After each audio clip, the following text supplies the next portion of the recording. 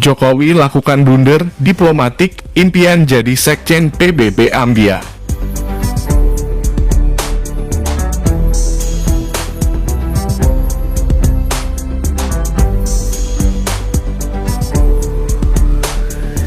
Kunjungan Presiden Joko Widodo ke Ukraina dan Rusia selama sepekan terakhir terus menjadi sorotan berbagai pihak. Apalagi melihat sikap Ukraina yang seolah menyangkal bahwa Jokowi dititipin pesan oleh Presiden Volodymyr Zelensky untuk disampaikan kepada Presiden Rusia Vladimir Putin. Jika demikian, yang menjadi pertanyaan besarnya adalah apakah Jokowi melakukan blunder diplomatik. Dalam persoalan ini, siapa yang benar atau salah akan terus berlanjut yang tergantung dari sudut pandang kepentingan siapa.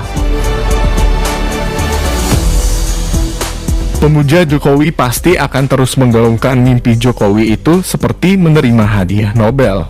Bahkan layak menjadi Sekretaris Jenderal PBB karena berhasil mendamaikan Rusia dan Ukraina.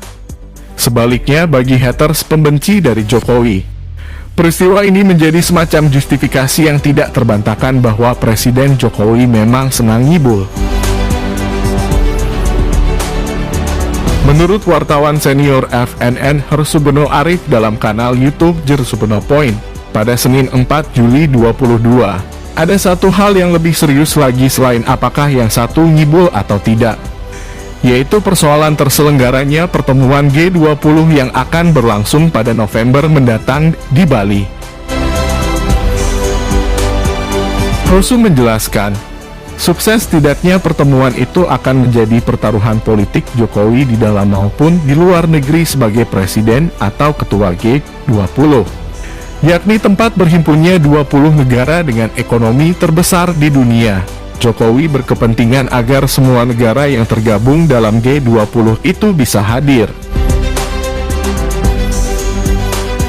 Sebagai presidensi dari G20, Jokowi harus pandai memainkan perannya dalam dua kekuatan blok besar tadi. Dalam konteks inilah sesungguhnya perjalanan Jokowi menghadiri pertemuan negara-negara G7 di Jerman, dan kemudian dilanjutkan ke Ukraina dan Rusia. Secara sederhana, sesungguhnya perjalanan Presiden Jokowi itu seharusnya hanya membawa dua misi penting saja. Pertama, meyakinkan negara-negara anggota G7 untuk tetap hadir dalam pertemuan G20 di Bali. Kedua, membuka blokade ekonomi Rusia yang mengakibatkan impor gandum dari Ukraina terhenti. Karena itulah, perjalanan Jokowi ke Ukraina menjadi sangat penting. Kenapa? Karena 20% impor gandum Indonesia berasal dari Ukraina. Tetapi Ukraina juga tidak bisa berbuat apa-apa kalau Rusia tidak membuka blokadenya.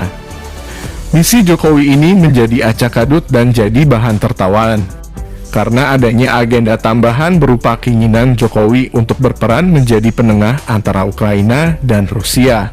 Inilah saya kira dilema yang bakal dihadapi oleh Jokowi menjadi pertaruhan politik yang sangat serius. Ya, alih-alih kunjungannya ke Ukraina dan Moskow tadi berhasil membujuk kedua negara untuk hadir, malah justru bisa menimbulkan komplikasi tersendiri dalam hubungan diplomatik Indonesia dengan Ukraina, karena ada bantahan dari Ukraina, ungkap Hersubeno. Dan juga sebaliknya tadi, bagi Rusia ini juga bisa menjadi persoalan kalau Jokowi kelihatan terlalu bersemangat untuk menghadirkan Ukraina, ujar wartawan senior FNN itu.